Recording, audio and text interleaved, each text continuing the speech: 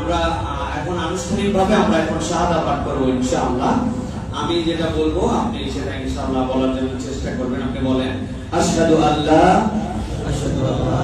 ইলাহা ইল্লাল্লাহু ওয়াহদাহু লা শারীকা লাহু ওয়া আশহাদু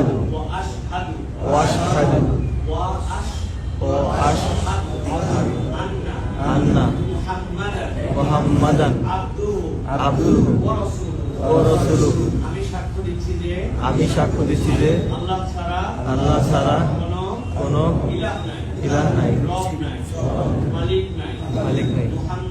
মুহাম্মদ সাল্লাল্লাহু আলাইহি সাল্লাম সাক্ষ্য দিচ্ছি যে তার রাসূল এবং বান্দা। আলহামদুলিল্লাহ।